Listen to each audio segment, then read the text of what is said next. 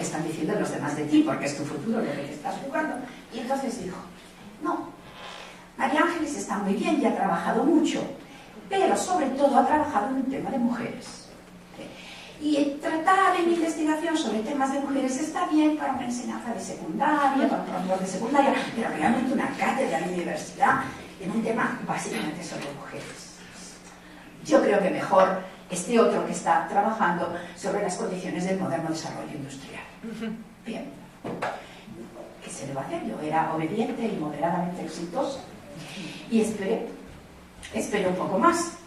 Y no tardó mucho, solamente 5 años o 6, una cosa así, en que aquel viejo y admirado y querido profesor un día me dijo, ¿sabes, María Ángeles? Entonces ya no era un viejo profesor, ya había sacado la cátedra, ya nos tuteábamos, ya era otra cosa. Me dice, ¿sabes, María Ángeles? Yo te quiero pedir disculpas porque en aquella ocasión me equivoqué. En realidad, el tema de las mujeres es un tema esencial.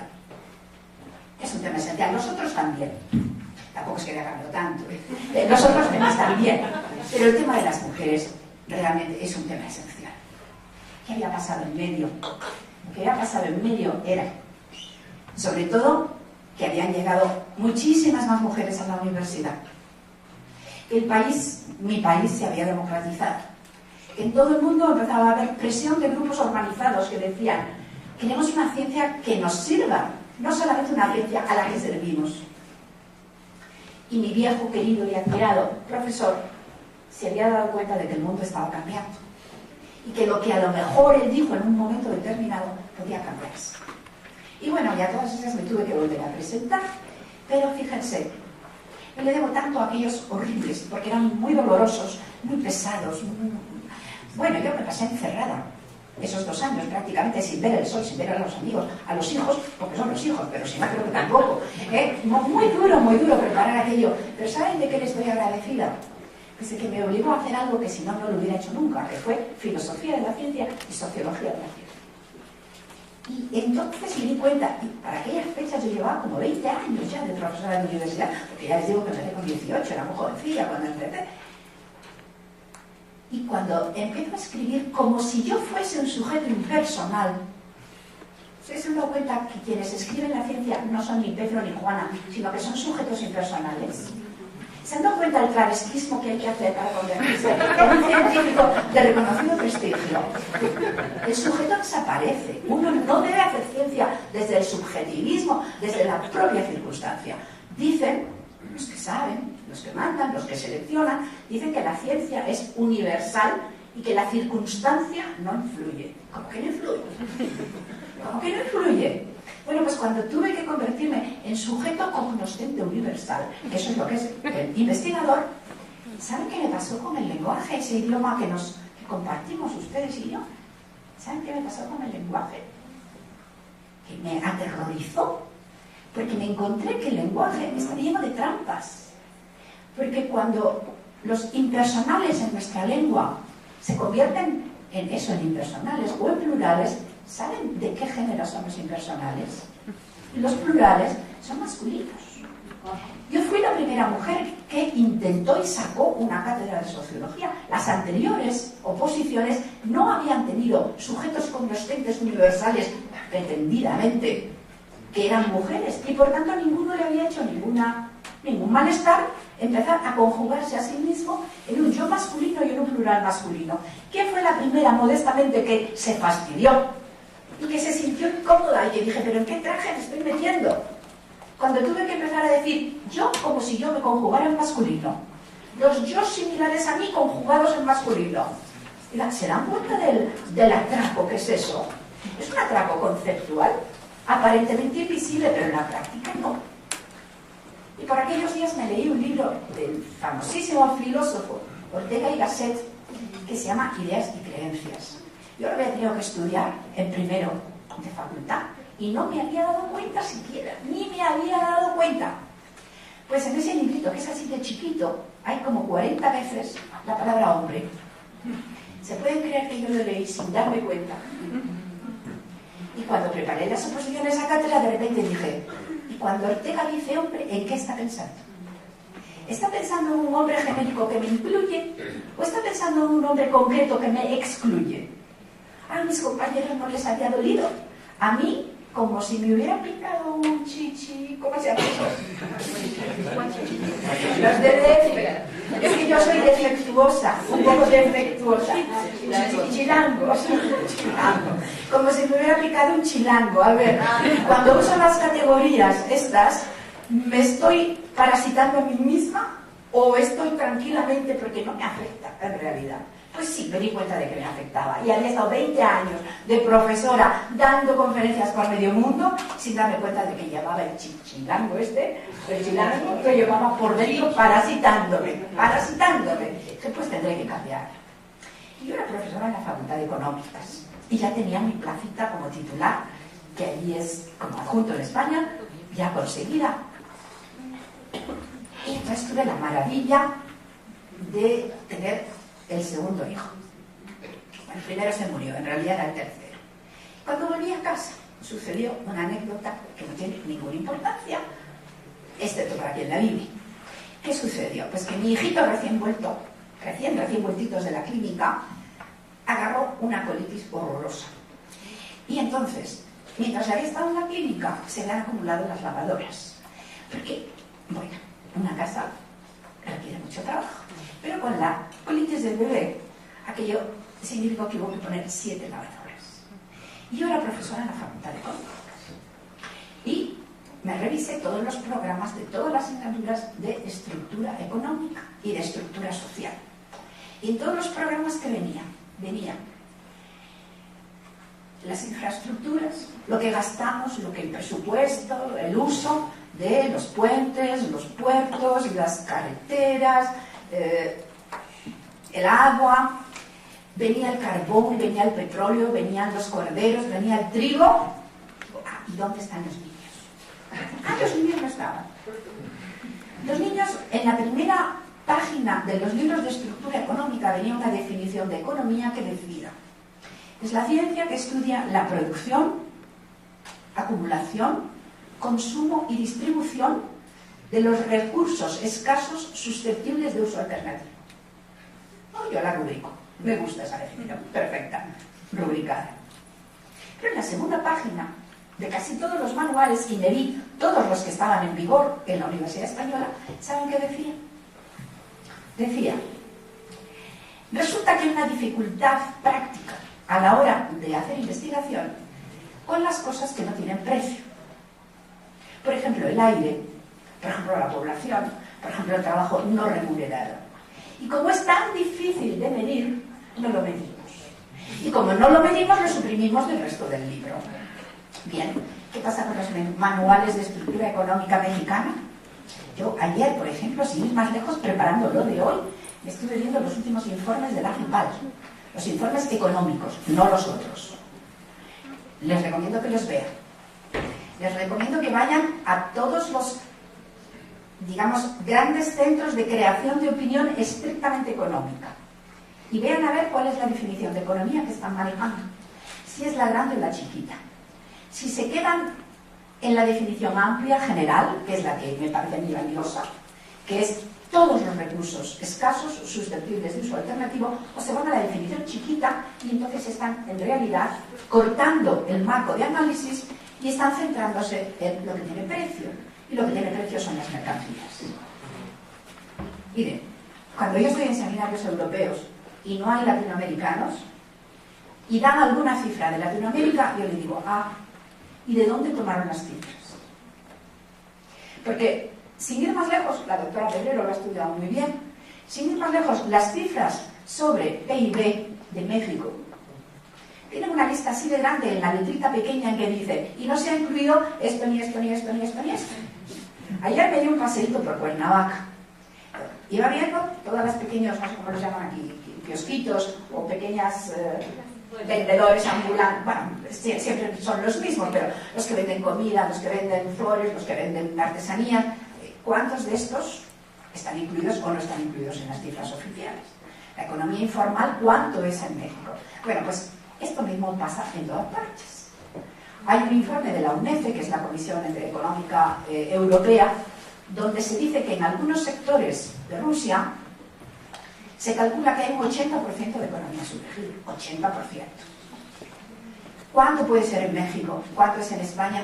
En España les cuento una anécdota muy divertida. Muy, muy divertida. La Unión Europea no nos deja tener economía sumergida, eso está mal hecho. Está muy mal hecho tener economía sumergida. Entonces los gobiernos, ¿qué hacen? Pues tienen que elegir. O son mal vistos, si declaran economía sumergida, o hacen lo posible por no ver la economía sumergida. ¿Quién dice la sumergida? ¿Quién dice de otras formas de economía sumergida? Se le ocurrió a un ministro del Trabajo español decir que teníamos el 20% de economía sumergida. ¿Y qué le dijo inmediatamente el ministro de Economía, que manda más? Y le dijo, nosotros no tenemos tanta economía sumergida. Entonces salieron la Asociación Nacional de... ¿cómo se llaman? Los investigadores para poner multas. Los fiscales... Los supervisores, sí. Los supervisores del Ministerio de Hacienda. Y dijeron, tenemos el 70% de nuestros supervisores investigando casos de economía sumergida. Luego debe ser que hay economía sumergida, porque si no, no tendríamos 70% de nuestros investigadores. Porque en el próximo cambio de gobierno les permito que hagan una apuesta que la van a ganar. ¿El ministro continuó o en la remodelación cambió por otro? Adivinaron. Bien, pues, ¿qué sucede con el trabajo no remunerado? ¿Y qué sucede con el tiempo? ¿Quién pone precio al tiempo? ¿Cuándo se convierte el tiempo en mercancía? ¿Y en qué medida el bienestar y la buena planificación política y económica de un país se debe a que utilice indicadores complejos en lugar de indicadores simples?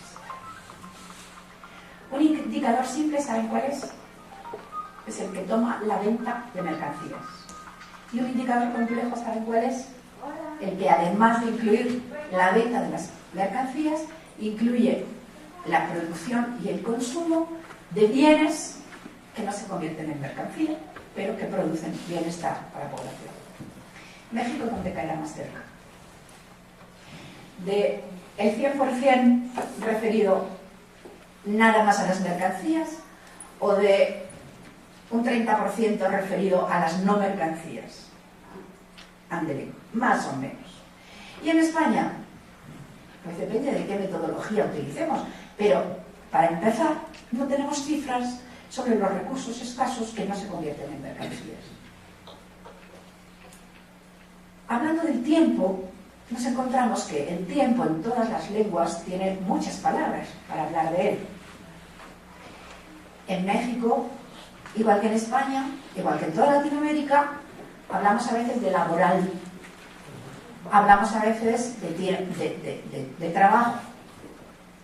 Si estuviéramos en inglés, podríamos, por ejemplo, estar diciendo work, job, employment, labor. Tienen raíces distintas. El trabajo, ¿saben de dónde viene la idea? Pues era un instrumento de tortura que tenían los romanos, un cebo con 3 palos, de ahí viene tri, en el que a un esclavo que se había portado mal, así lo sujetaban y le torturaban. Ese es el origen de la palabra tripalium, de donde viene trabajo, traballo, todas estas palabras. No es muy simpático el origen, ¿verdad? No, realmente no dan ganas de ser trabajador. Y en cambio el labor tiene un origen muy distinto, también es un origen latino, laboro, laboral, y tenía se aplicaba sobre todo en 2 sentidos. Y es el que más me interesa a mí, eran las obras a mano hechas que hacían sobre todo mujeres en los telares, o a mano, sí, sin necesidad de ninguna máquina, para elevar el valor de los tejidos. O sea, por así decirlo, los remates, las orlas, todas esas cosas. En México podríamos decir, bueno, a mí me maravilla, me encantan los textiles mexicanos, cuánto valor está metido ahí, ¿no? Y bueno, de ahí vino. Después también se daba este término a las labores del campo, con los animales o solamente los trabajadores agrícolas. Pero cuando ahora hablamos en las estadísticas del trabajo, ¿de qué estamos pensando? ¿De qué hablamos? Hablamos nada más del trabajo mercancía, básicamente del trabajo mercancía. Es el trabajo vendido. Es el trabajo que está regulado por leyes. Aunque en México, ¿qué proporción del trabajo es mercancía? Porque se dedica a vender el producto del trabajo, pero está regulado por leyes, porque es mucho trabajo informal. Pero ¿y qué sucede con el trabajo que es tiempo regalado o tiempo aplicado a producir bienestar, pero que no se vende? Pues ya les he contado antes por qué mi interés por el trabajo que no se vende, y cuando empezó, la culpa la tiene la colitis de un bebé. Pero a partir de ese momento, ya ven que no me gusta separar lo que es mi vida de lo que es mi investigación, a partir de ese momento empecé a llevar un diario. Y dije, cuando me pongo el sombrero de profesora de universidad en la Facultad de Económicas y utilizo estadísticas, nada más puedo hablar de qué. Del tiempo de trabajo vendido, del tiempo de trabajo mercancía. Pero cuando vuelvo a mi casa y soy persona corriente, sin sombrero académico, entonces, ¿qué me está esperando? Me están esperando 7 lavadoras llenas de... Bueno, eso que hacen los bebés. Entonces, ¿cómo es posible que nadie esté ocupándose de esto en las facultades económicas, en las facultades de sociología, si es una experiencia que la vivimos todas las familias? Miren, era el año 75, ya ven la conexión. Yo estaba en México en el año 75, cuando fue la Conferencia de Naciones Unidas de la Mujer, y aquí se habló mucho de trabajo, pero en el sentido de trabajo pagado, y muy poquito del otro. Muy poquito del otro. Así que me entró un subidón de creatividad, otros dirían de rebeldía, alguno habrá que diga de estupidez, alguno dirá, Ángeles, ese día te apartaste del buen camino, ese día fue tu perdición. Yo creo que no, estoy muy contenta de haberlo hecho, pero no ayuda, hombre, no han llegado a negarme la palabra, pero sí, como este buen profesor del que hablaba, algunos dijeron, lástima de futuro de esta chica, ¿no? Que tanto prometía y se ha dedicado a estas cosas sin relevancia, como es el trabajo no pagado, o qué les pasa a las mujeres y los bebés. Pero escribí un librito. Empecé a buscar cifras sobre el trabajo y el tiempo de trabajo no pagado. ¿Saben qué encontré? Cuando hablamos en broma en España no solamente decimos nada, sino que decimos cero, y encima no sé por qué, no sé qué culpa tienen las patatas, pero decimos cero patatero, ¿no? Pues cero de papas, nada, ni una sola cifra. Díganme, ustedes que tienen, igual que yo, el virus de la investigación en las venas, si a ustedes le dicen no hay cifras, ¿qué van a hacer? Lloran y dicen, ay, qué pena, dejo esta tesis, no tengo cifras. O dicen, haré lo que pueda. Y para hacer lo que pueda, ¿qué hacen? Tiran de imaginación, buscan amigos, tratan de encontrar metodologías nuevas. A mí me vino en auxilio el censo de población. En el censo de población, ¿qué encontré? Encontré cuántas familias en aquel momento en España tenían un hijo recién nacido. Cuántas tenían entre 1 y 5 hijos. Cuántas tenían personas mayores de 80 años. Cuántas tenían lo que da de un censo. No es que sea mucho, pero además tenía otro recurso fantástico, que los investigadores de cierto tipo de investigación se llevan las manos a la cabeza y dicen, va de retro. ¿Aquí se dice va de retro? ¿Cómo se dice? Bueno, pues como se diga como se diga en cada sitio. Esos recursos no se pueden usar porque no están, ¿cómo se dice eso? No están revalidados, porque no son comparables, porque no sé qué. Bueno, pues como no tenía otra cosa, a falta de pan, buenas son tortas. Entonces, censo amigo, ven para acá, vamos a ver, y recurrí a ese recurso innombrable que son las vecinas, las amigas. Yo no tenía una sola encuesta ni podía pagármela, pero tenía muchas amigas. Y entonces a la vecina del quinto izquierda, allá casi todo el mundo está en apartamentos. Yo sabía que tenía bebés. Oye, vecina simpática, por favor, sácame de un apuro. ¿Cuántas horas te cuesta en tiempo dedicarte a tus bebés? Bueno, pues tantas, cuantas. Mi tía, muy mayor, ¿es cierto? Oye, tía, madrina, por favor, guapa, dime, ¿cuántas horas le dedicas? Porque ya sabemos que el abuelo está fatal y no sé qué, y no sé cuánto.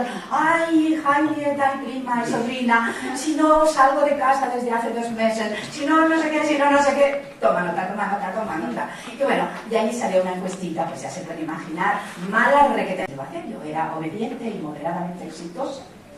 Y esperé un poco más.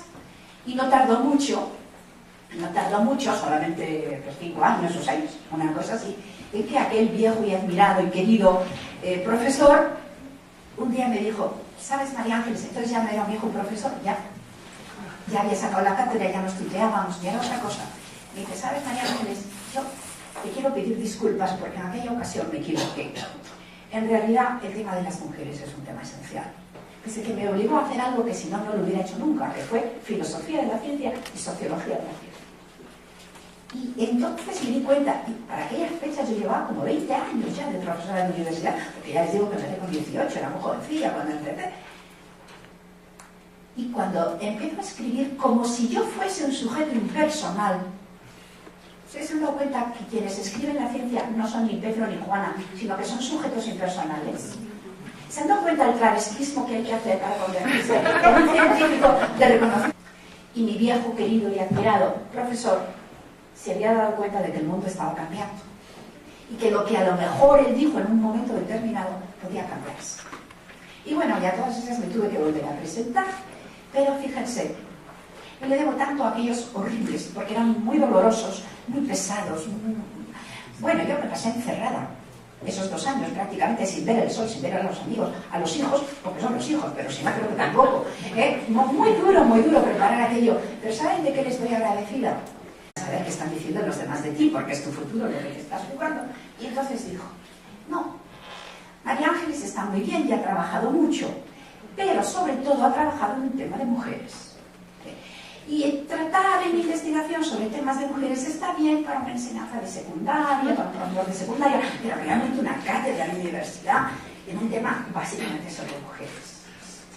Yo creo que mejor este otro que está trabajando sobre las condiciones del moderno desarrollo industrial.